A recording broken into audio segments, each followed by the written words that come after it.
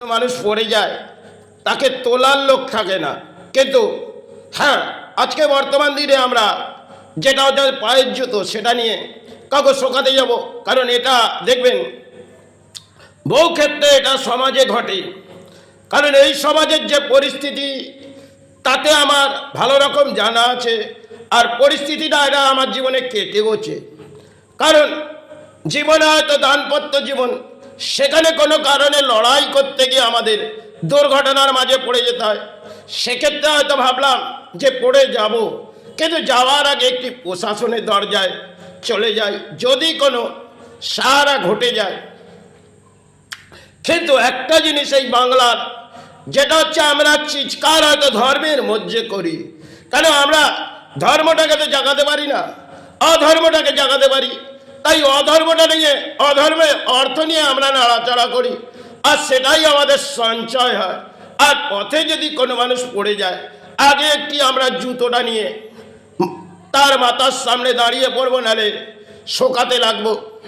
কারণ এটা দেখবেন, আমাদের বাংলা যেটা আমার আমার করে আমরা গর্ভের মাঝে চিৎকার করি, কিন্তু এই বাংলার যে পরিস্থিতি, তাতে আমার ভালো রকম জীবনে দেখাই আছে। তবে আমি হয়তো 2 টাকারও কারবার করেছি, আবার বহু টাকার কারবার করেছি, কিন্তু ব্যবসা এমন একটা জিনিস, তার প্রতি আস্থায় নিয়ে হয়তো পড়ে থাকতে হয়। কেন আমাদের জীবনে কখনো দশা বিভ্রান্ত করে দেয়, কখনো আপনাকে উচ্চ স্তর থেকে নিচ স্তর, সেটা আপনাকে কাটাতে হবে। তাই মানব দেহের মধ্যে হয়তো অর্থের প্রয়োজন আর ভোজনের প্রয়োজন, তার জন্যে কর্মের লড়াই। সেই কর্ম করতে করতে কখনো জীবনে বিফল ঘটে গেল, হয়তো কোনো কাজ সকলের আশা বৃদ্ধি করা হচ্ছে, সেখানে বিফল হয়ে পড়লেন।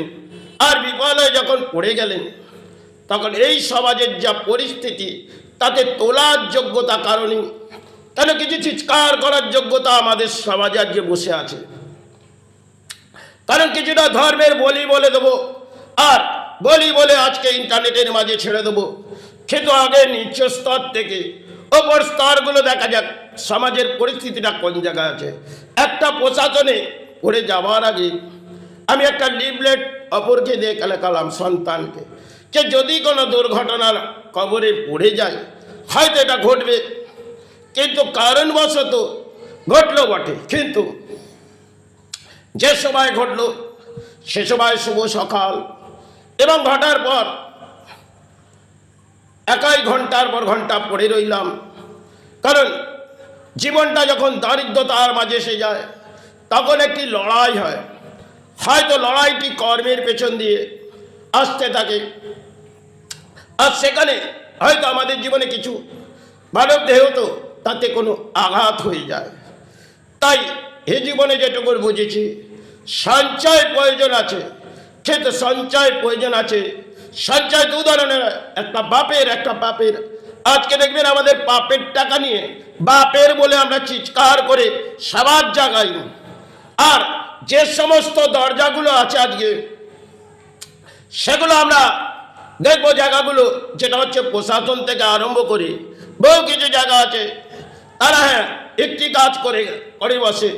যদি একটি দেহ কোথাও মারা গেলে, সুসাইড করলো, আগে পৌঁছে যাবে, সেখান থেকে একটা পোস্টমর্টমে গেলে কিছু সঞ্চয়ের অর্থ তাদের কাছে আসবে। আর বহু ধরনের সমাজের মানুষের জন্য তারা বসে আছে, সেখানে একটা একটা কিছু দেশের বাণী আছে, সেগুলো সংবিধান, আর সংবিধানকে নিয়ে তারা একটা কৌটোর মধ্যে নাড়াচাড়া করে, যাতে তাদের অর্থ সঞ্চয় হয়।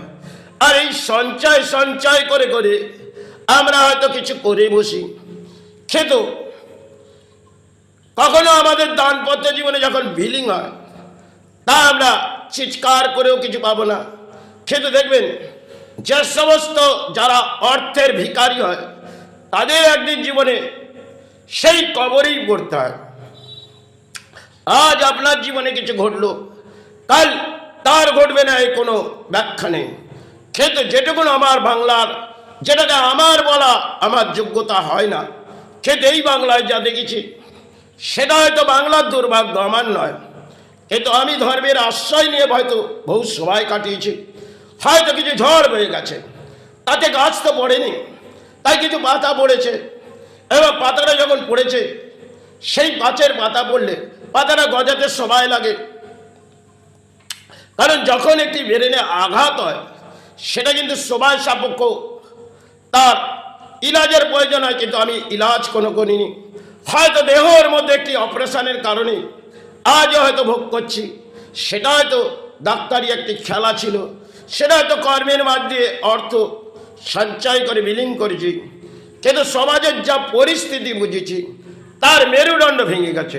কারণ নতুন করে এই ধর্ম জাগবে বলে আশা করা যায় না, কারণ যেভাবে ধর্ম করে এই সমাজ চিৎকার করে যাচ্ছে যেন নতুন করে ধর্ম জেগে গেছে, কিন্তু ধর্ম জাগানোটা অত সোজা নয়।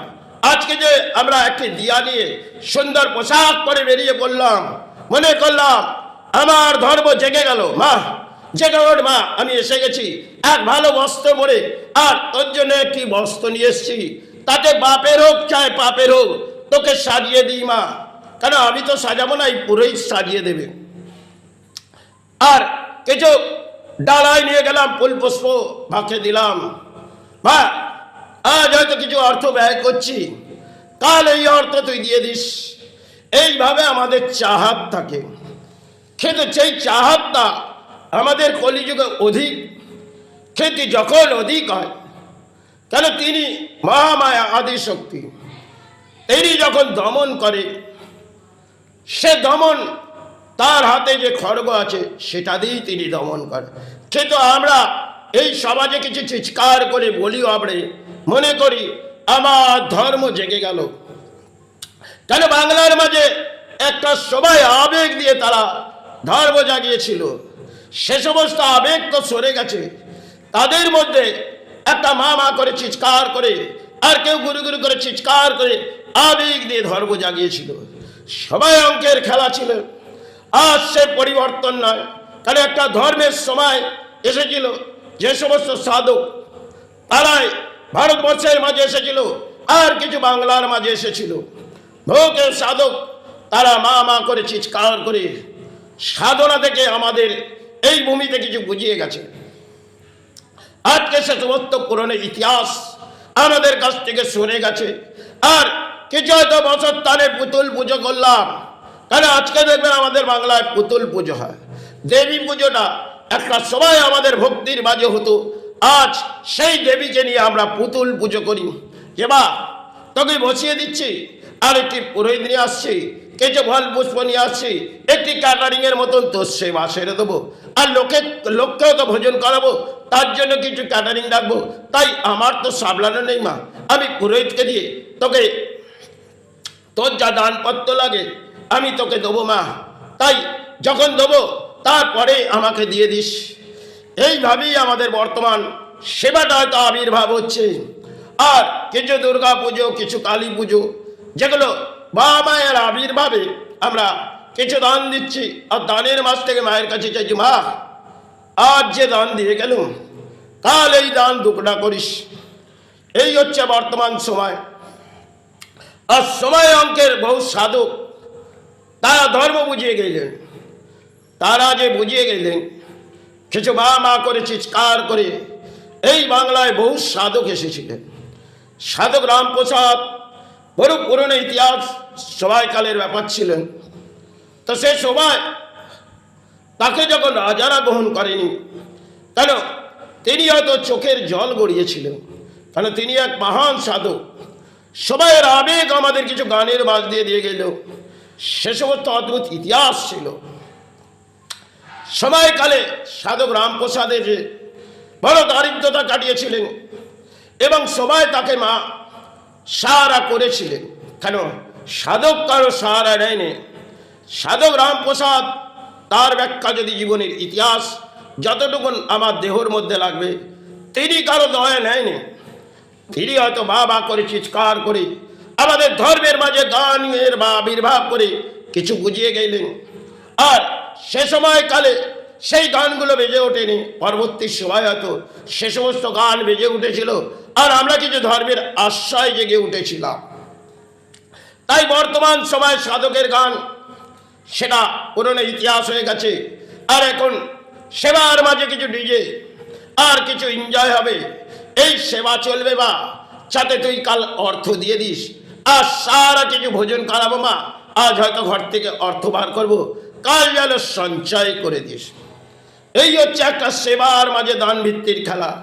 আর কিছু মন্দিরে বসে পড়েছে দানপত্র, বড় বড় দানপত্র বসানো হয়েছে, মাকে দান দাও, মাকে দান না দিলে মা তোমায় দর্শন দেবে না। আগেই দেখবেন মন্দিরের সামনে দাঁড়িয়ে আছে কিছু পুরোহিত, এই ডাব্বার মাঝে দান দাও, কেন একটি ঘোড়া বসানো আছে, এক একটা মন্দিরের মধ্যে ঘোড়া বসিয়ে রেখেছে আর মাকে বিক্রয় করছে। এই হচ্ছে আমার ধর্ম, যেখানে আমার ধর্ম করেছি, কাজ করছি। আর সাধনার জগতে যারা ধর্ম জাগিয়ে গেল, সবাই আবেগ আমাদের কিছু বুঝে গেল, কারণ তারা এই অর্থের লোভ লালসা আসেনি, তারা সাধনা করে চিৎকার করেনি, এত তারা মা করে চিৎকার করেছিল আর ধর্ম জাগিয়ে গেল। সবাই আবেগ আমরা বহু কিছু হারিয়ে ফেলেছি, নতুন করে কিছু ফিরে আসবে না। তবে যে সমস্ত পুরনো ইতিহাস ছিল সেগুলো আমাদের তলানিতে আমরাই পাঠিয়ে দিয়েছি, কারণ পুরনো ইতিহাসকে ধরে রাখার মতন আমাদের যোগ্যতা নেই। আর সাধক রামপ্রসাদ যে আসনে সিদ্ধাই নিয়েছিলেন সেটা পঞ্চবটি আসন, সেই সমাজে আজকে কারো যোগ্যতাই নেই সেই আসনে বসার। সবাই কালে সাধক যে বসেছিলেন সে বাবা করে চিৎকার করে এক পঞ্চবটি আসন সিদ্ধাই করেছিলেন।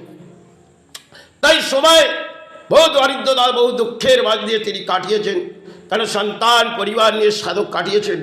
সাধক দারিদ্রতা বুঝতেন এবং দারিদ্রতাটাকে মেনেও নিয়েছিলেন, কিন্তু আমরা দারিদ্রতা মেনে নেবো না আর দুঃখ কষ্ট আজকের দিনে আমরা গ্রহণ করি না। কিন্তু একটা সময় সাধকরা বহু দুঃখের মাঝে তারা কিন্তু দুঃখটাকে দুঃখ ভাবেন, তারা দুঃখটাকে সুখভাবেই কাটিয়ে দিয়ে সবাই কালে সাধনা করে আমাদের বুঝিয়ে গেলে আজ সেগুলো আমরা ফেলে দিয়েছি। নতুন কিছু ইতিহাস আমরা পেয়েছি, ধর্মের মাস থেকে অর্থ পেয়েছি আর অর্থ সঞ্চয় পেয়েছি, কিছু বিলীন করে দিই ধর্মের মাঝে। প্রকৃতির অদ্ভুত খেলায় হয়তো আমরা মনুষ্য জন্ম পেয়েছি, তাই প্রকৃতির অদ্ভুত খেলায় আমাদের জীবনে কখনো বহু কিছু হারিয়ে চলে যেতাম, তাই হয়তো আসা যাওয়ার খেলার পেছনে ধর্মের আশ্রয় রইল।